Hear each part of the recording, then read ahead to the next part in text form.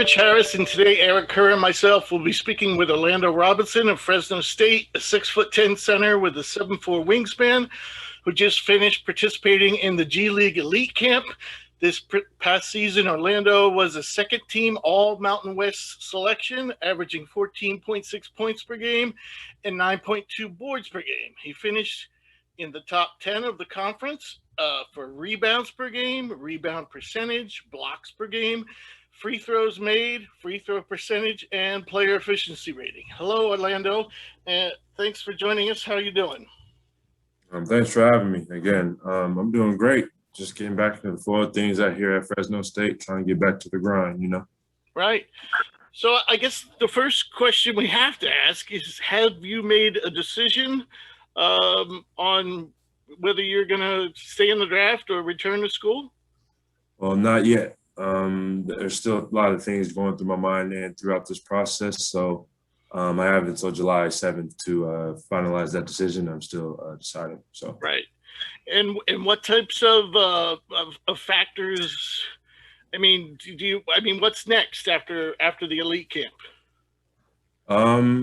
Probably just like NBA workouts. One of my goals was to get into the NBA combine, but that didn't happen as I wanted it to.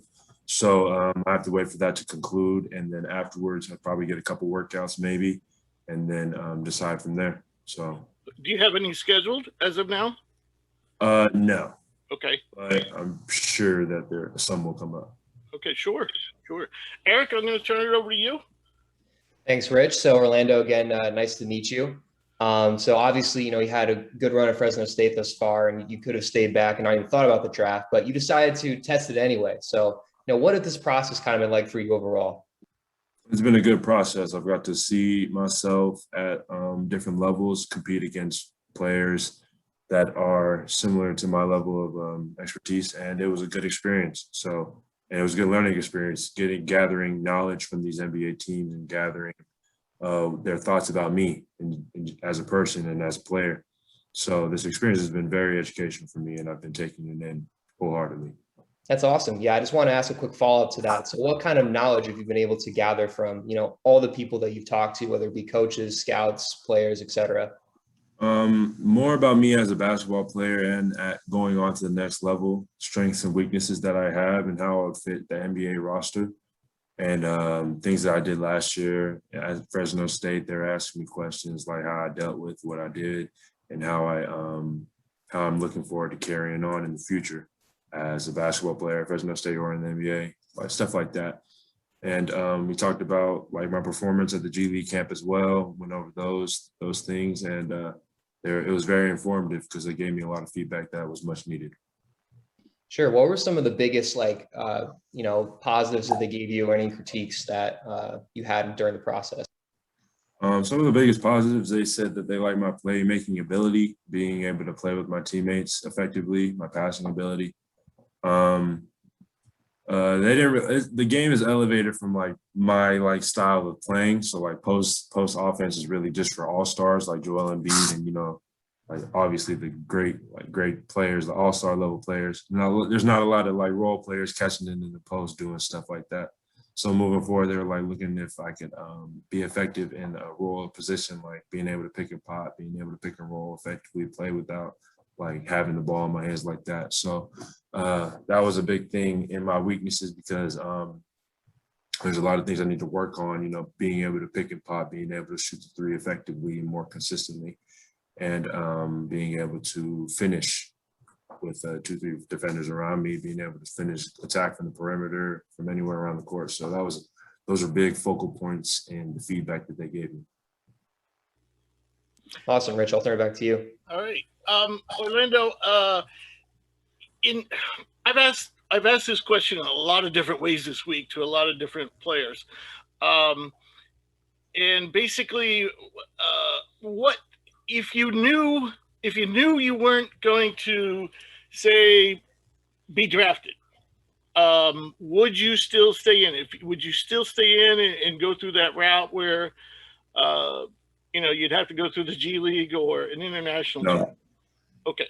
So I guess that kind of makes my second part question mute, but I'll just ask anyway. If if I mean, next year, you don't even have to come out next year, do you? Because you're just going to be a junior this year, right? Yep. All right, so I won't even ask the second part, which You was can though. Go ahead. all right. Well, I'm just going to say, just if you did go into the draft, and if you would you consider playing overseas? If that was a possibility for me, then yeah. But seeing as that I have college eligibility left, there's no necessary reason I need to rush throughout that process. But if I was a fourth year, fifth year senior, last resort, and that's the option that I had to get to the next level, I would definitely pursue that because it's not the end of the journey for me just because I have to go overseas, you know. Right. So, So the bottom line is, if you don't think there's a good shot, you're staying at school. most likely, yeah. Okay, good. All right, Eric. Yeah, so we'll kind of jump a little bit back to the elite camp performance real quick. So you showed out, you balled out. You made 50% of your shots. You had 2 for 2 from deep. You went 7 for 8 from the free throw line. But you also contributed in other areas outside of scoring, like assists, rebounds, and blocks. So, having said that, how disappointing was it for you to, play so well and still not be invited to the NBA Combine? Well, I was disappointed, but going into it, like I knew I wasn't going to hold it over too much because I went there to get feedback. That was the main reason I put my name in, to compete at a higher level than I was in college. So I had everything to gain and nothing to lose. So I was going into, like, if I didn't get invited to the NBA Combine, then I still had a good experience competing at a higher level. Got feedback from NBA coaches about how I can impact their game. And I was just really taking as much as I could. So I'm very happy with what I got. And going into the future, I look forward to working towards getting to the NBA. Awesome. All right, Rich, I'll toss back to you. You touched on this before, Orlando. You definitely, your game, for those who haven't seen you play or haven't seen you play a lot, your game is definitely geared toward the modern NBA. And I really like your shot. I like your shot from the free throw line. I love your face up game. And compared to, the thing that you mentioned, that they don't play in the post that much in the NBA, you weren't ultra efficient around the basket for a big. So I guess that's not something that concerns you, something you want to work on, or? No, that's definitely something I'm trying to work towards getting better at. I mean, my aggressiveness towards the season kind of dimmed down as I was getting double teamed a lot. But even through those double teams, I wasn't being aggressive because sometimes I was still in the paint getting double teamed. And while I'm in the paint, I could still just shoot over people. Right. So, and going into the future, like double teams and different coverages teams have for me won't affect me as much because I've seen them before and I've competed against them before. So I'll finish a lot better going into next season or in the future because I know that sometimes there's times where I need to continue to be aggressive, especially in the paint, because there's still high percentage shots at the end of the day for me. And in the past that I didn't take those high percentage shots, I was passing it out because teammates were open. But sometimes, like, you got to just take those easy buckets because just because there's 2 people around you doesn't mean you can't still be aggressive. Right. And I kind of like went away from that a little bit. So yeah, I agree. I do need to work on my finishing. Okay. I watched you on that note. I watched you the last game I watched of you was last night against San Diego State, and I don't know if there wasn't a time where they didn't double you. It was I guess you played both of your games against them at home this year. Did you? Was it one of those back-to-back deals? Yeah, it was back-to-back because of COVID. Yeah, so I don't know which one I watched, but you ended up with a double-double. I think you had 17 points and like 13 boards. Another thing about your game, and I was curious how this happened because you rarely see it with a big man. I mean, not only you can finish, you can dunk with both hands, correct? Mm-hmm. I saw you take a runner with your left hand. I saw you make a pass with your left hand. Is that something that just happened naturally or something you worked on?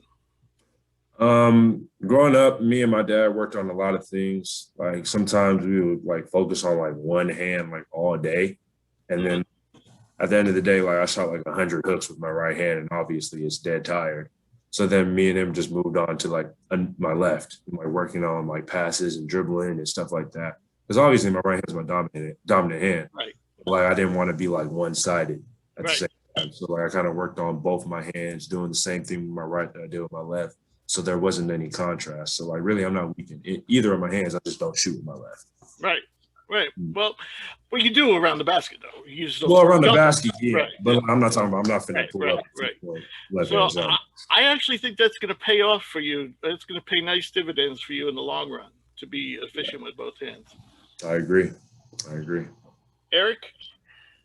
I 100% agree with that. I think doing everything with both hands is a really cool and unique skill. But also kind of add to that, like, you're able to, pass, shoot, and dribble, really well as a center, which is kind of something you more would see in a guard. So, have you always, kind of played this center role? Yes. Oh, wow. So that's interesting. Yeah. So kind of take me into like, why you would want to develop those skills despite being like so big on the court.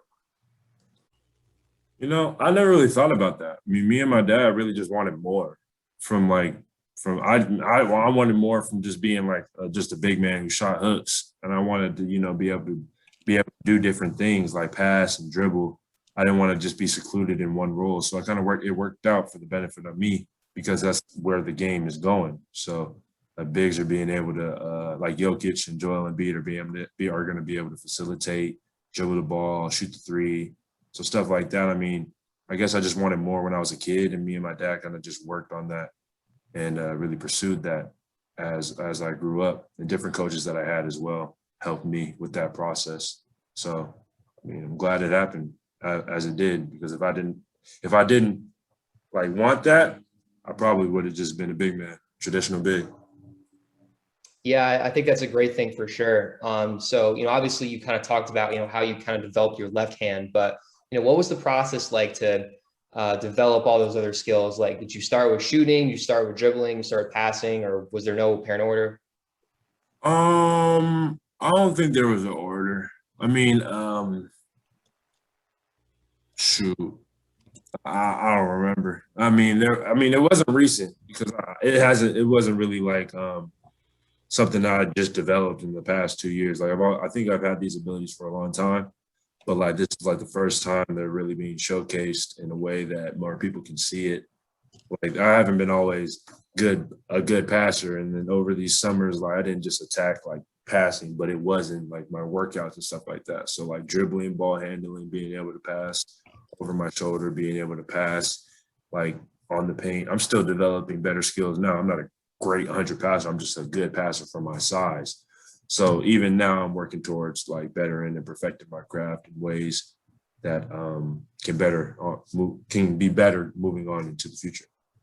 Yeah, and just kind of to talk a little bit more about passing, like obviously we've seen it and you've kind of said it, like you're good at being able to recognize when doubles are coming and where the open man is and kind of where they're going to be. So how are you able to read and react the defense in the court to be able to find those openings? You said, how am I going to be able to? Like how are you able to do it? Like how are you able to see the floor so well? Just keeping my head up. I mean, keeping my head up and like really understanding how the game is played and how the game is going to be played, seeing that I am a threat in the post one-on-one. It was big this year because after I scored 31 against Wyoming, I didn't see a one-on-one matchup the rest of the season. So I had to adjust. Because if I didn't adjust, we would have lost games, and then we would have went other places because I wouldn't be able to adjust.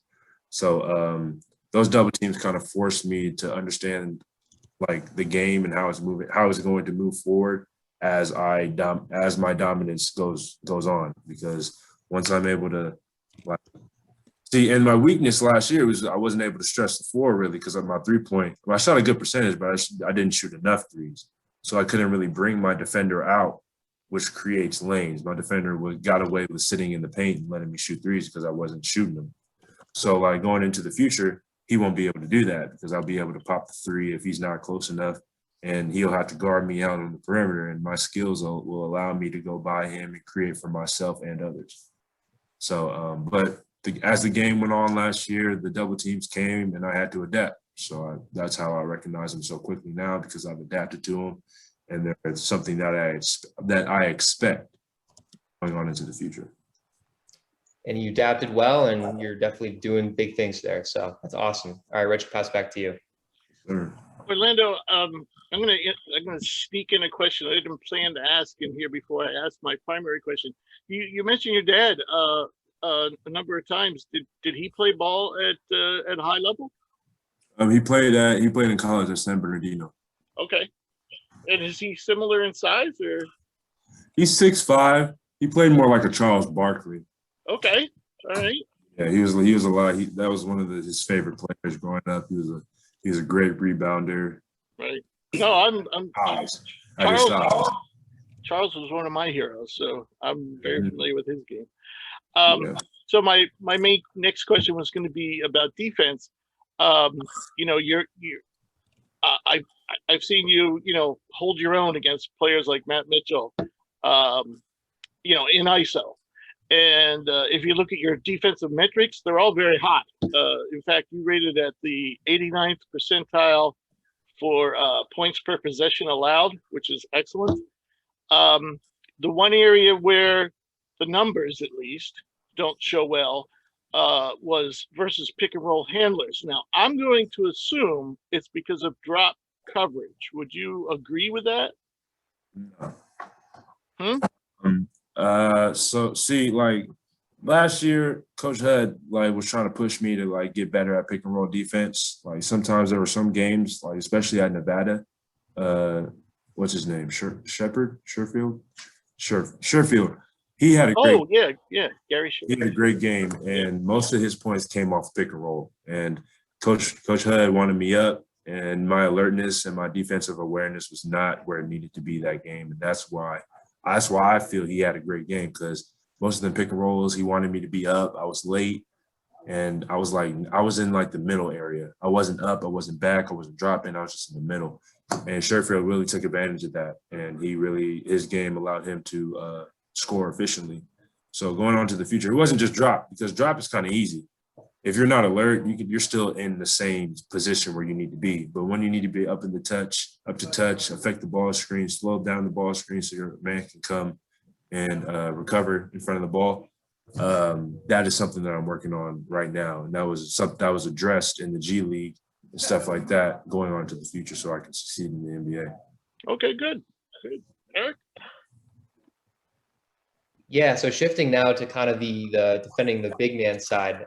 So obviously you went up against some pretty challenging opponents down low, such as Nemi Keita. So what was the experience playing against this kind of competition, such as Utah State and San Diego State, in comparison to other teams in the Mountain West this year? Well, I would say Keita was the biggest challenge. I mean, what was the question? Yeah, so I guess we can start with Keita first. So what was it like trying to match up against him? Well, me and Keita kind of have similar things. We double team Keita too, and they double team me. So it wasn't really one-on-one when me and Keita played. So it was a lot like I seen the rest of the whole season. Because if it was just me and Keita, it would have been different. But most of the time we double teamed, both of our teams double teamed him. So it wasn't unlike something we haven't already been aware of. But defending him when I had it one-on-one, he's a great defender. And he's very long. He covers up a lot of space, and he kind of made it difficult for me when we played him. So, but because I wasn't able to finish over him as I could do with everybody else. So I would say Keita was a very good challenge, and moving on to the future, I will attack these challenges accordingly. I plan on being a lot better than I was last year, for sure.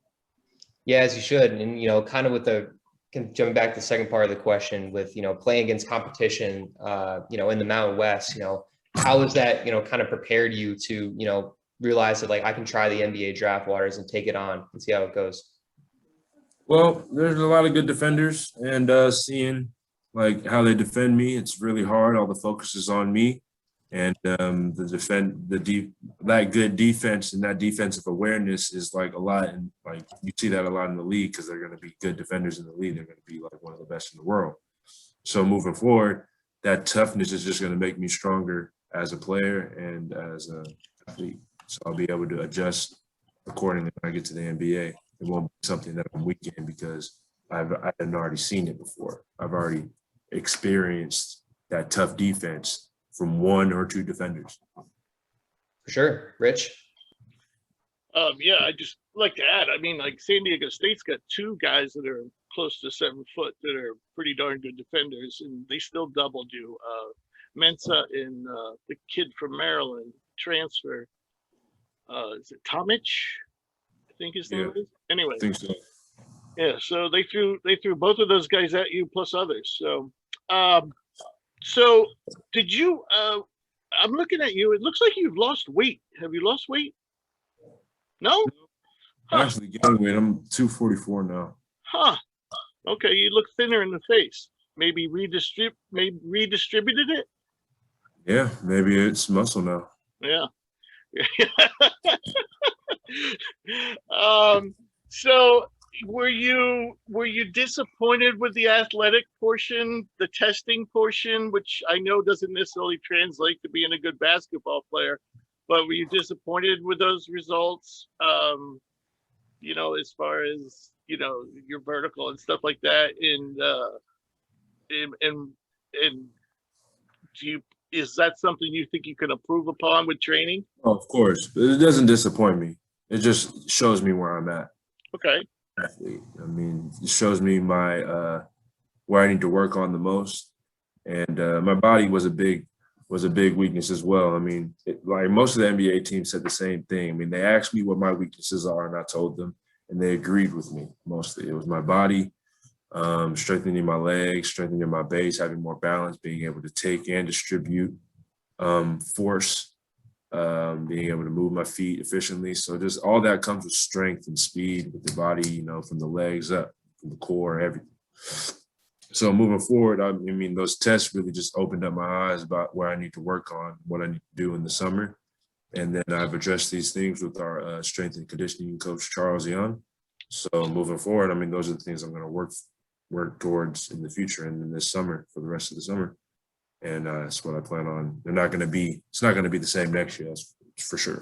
This will be my last one. We're just going to ask you a fun question, but you know, when you dribble, like you have good burst for a big man.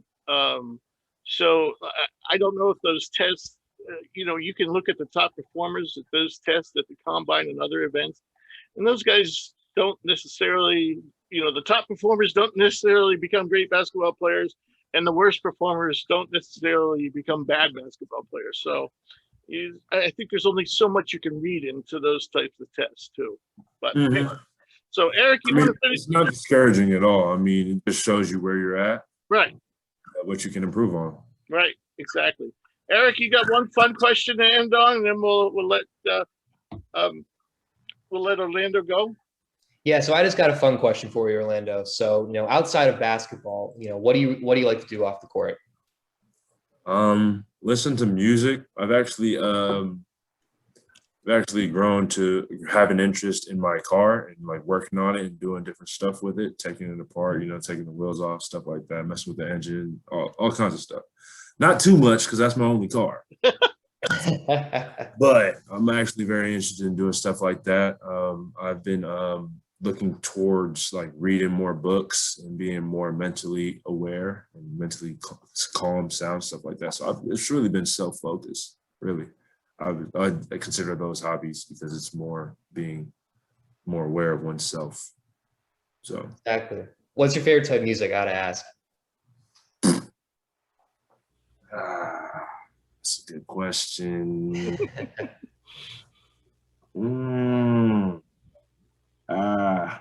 I cannot answer that one because More of a hip hop, pop, or classic. I listen to a lot of music, Eric. I got to be honest with you. I don't have a favorite because one day I'm listening to Frank Sinatra. The next day I'm listening to NBA Youngboy, Tupac. And then the next day I'm listening to The Temptations. And you never know. You never know. So Hey. I don't have a favorite, but like it's diverse out here. It's diverse. I'm all over the place. Yeah. I respect that. I'm the same way. Like one day I could be, you know, listening to hip hop and then like country another day. So it all depends on the mood, right? I mean, dude, I'm telling you right now, you don't want to get in the car. I mean, you could, like, it's not, you would never know what's going on in the car. I hear some like, oh my goodness, so nah, I can't even tell you. Hey, that's totally fine. I'm down for a very unique adventure with you in the car. Hey, let's do it. Let's do it. Let's ride. All right, Orlando, I really appreciate you taking the time with us. I know this is a really hectic time, and we wish you the best, and please stay in touch. Thanks for having me. I appreciate the opportunity to talk. Thank you. All right, thank you, man. Appreciate it.